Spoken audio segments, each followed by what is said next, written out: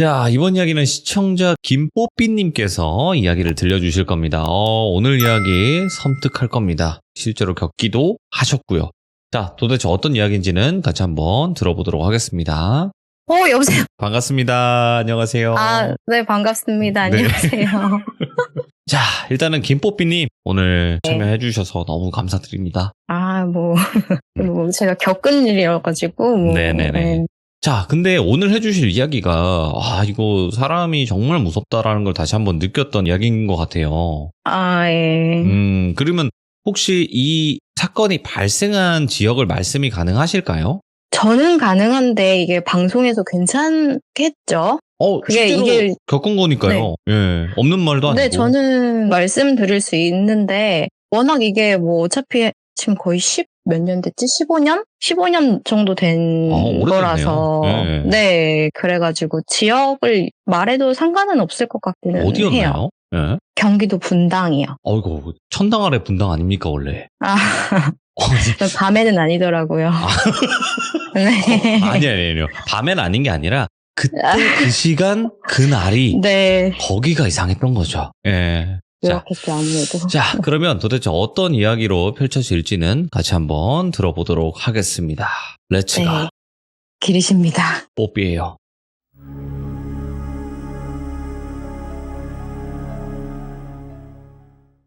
때는 제가 2007년에서 2008년 그쯤에 이제 경기도 분당 일대에서 있었던 일이에요. 그 당시에 제가 20대 초반이었는데 나이가 나이인지 아무래도 너무 노는 게 좀 재밌고 이렇다 보니까 통금 시간도 좀 자주 어기고 그래가지고 네. 아버지가 좀 벌 주는 차원에서 핸드폰 요금을 한두 번씩 좀 안 내주시고 그렇게 했었어요.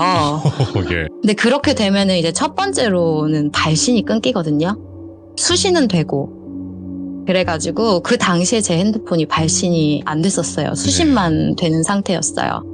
그래서 여튼 엄청 추웠던 11월쯤에 어느 날 제가 당시 친구들 중에서 이제 살짝 늦게 이제 군대를 가는 남사친이 있어가지고 잘 갔다 와라 이렇게 하면서 여러 명이 막 모여가지고 술자리가 있었어요. 저는 이제 재밌게 이제 술자리 다 끝나고 12시쯤 이제 술자리에서 나왔어요. 그래서 약속 장소에서 버스 타고 한 20분 정도 가면은 이제 순회동이라고 있거든요. 분당 순회동이라고 있는데 그때 당시에 사귀던 남자친구가 자기는 친구 집에서 이제 자기 친구 집에서 놀고 있을 테니까 남사친들 만났잖아요. 그러니까 근처까지 오면은 자기가 이제 집에 데려다 주겠다고. 그래서 저는 버스를 타고 갔죠. 그래서 그때 제가 이제 내린 데가 중앙공원이라고 분당 그쪽 근처 사시는 분들 아마 아실 거예요. 분당에서 제일 큰 공원이 있어요. 맞죠. 예. 네. 그래서 버스를 타고 이제 그 공원 가에. 그러니까 차도가 있고 큰 차도예요. 큰 차도가 있고 공원 이제 사이에 인도에 있는 버스 정류장에 내렸는데 아직 남자친구가 안 온 거예요. 그래가지고 그때 제가 핸드폰 발신이 안 된다고 했잖아요. 네.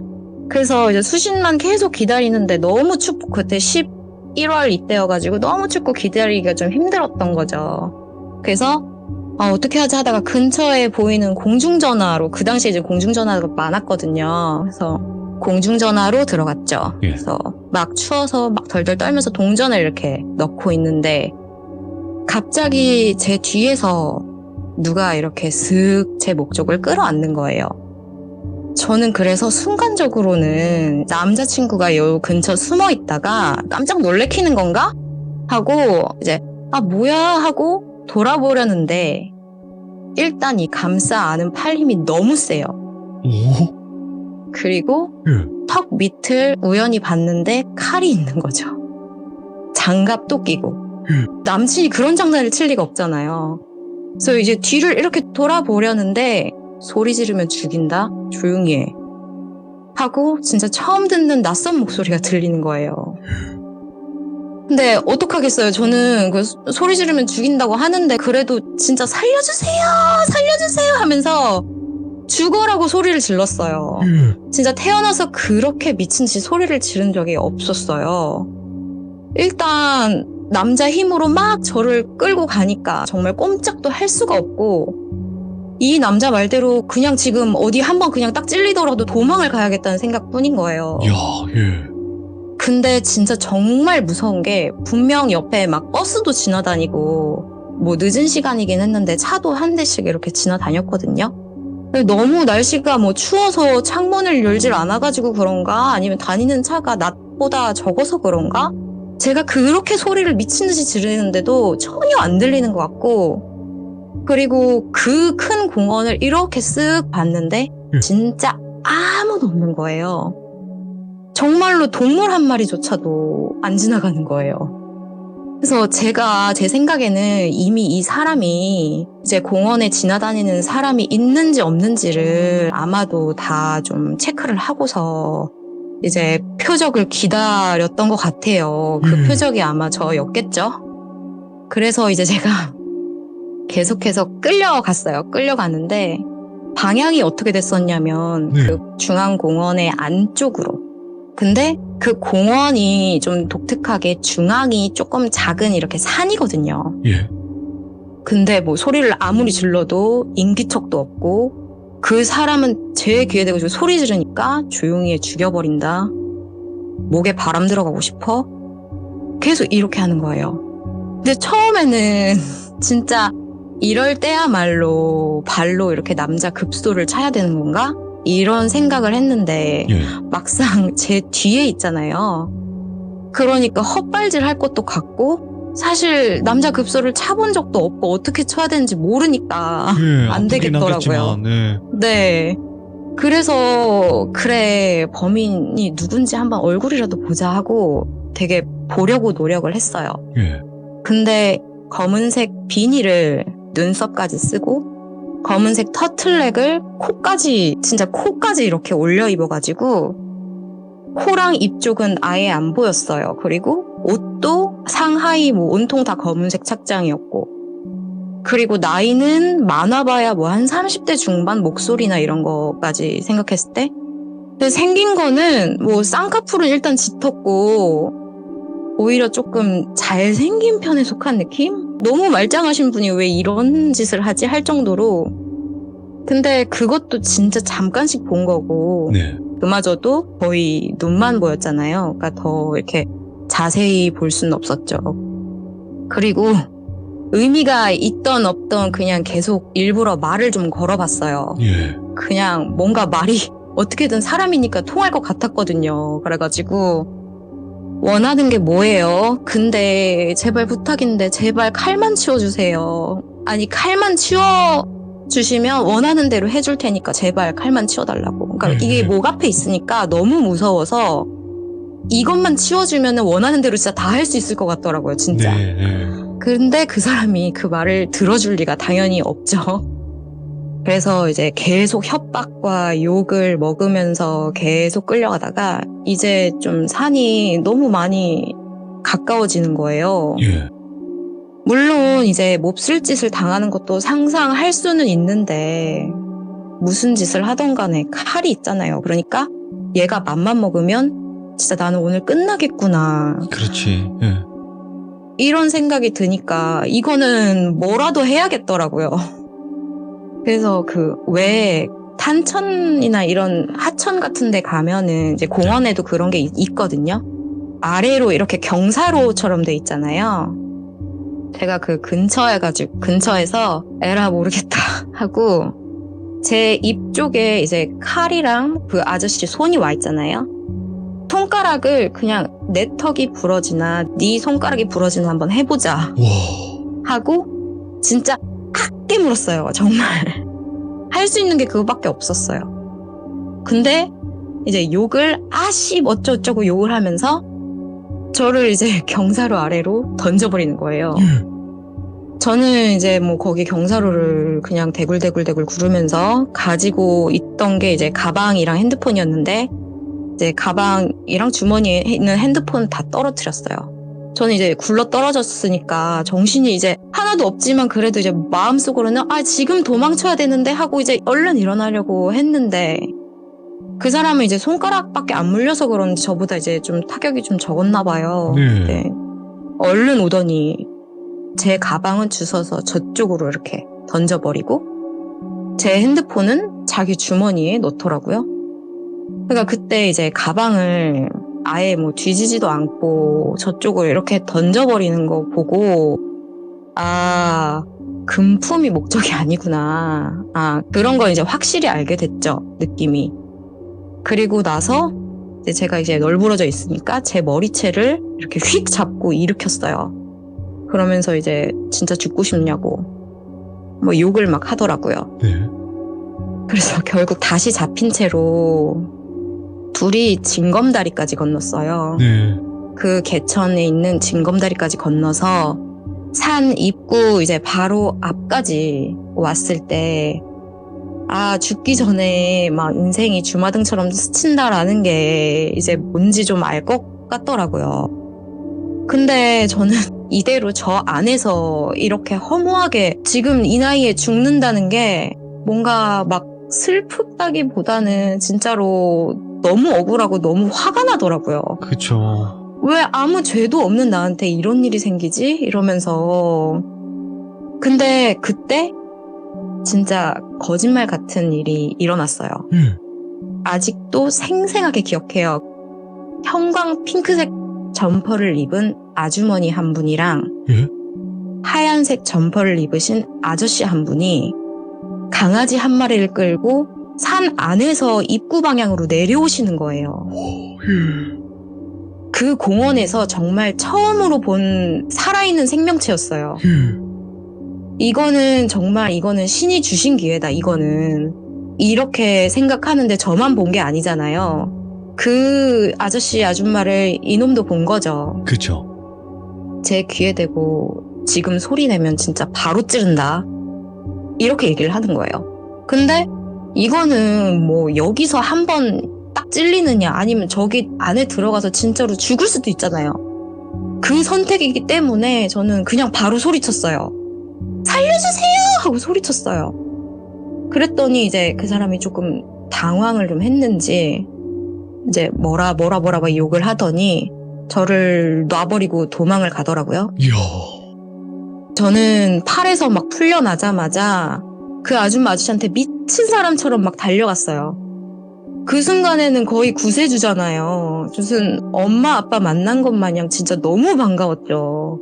근데 그 아저씨는 또 얼마나 좀 당황스러우셨겠어요. 그치, 뭔 일이지? 네. 하면서.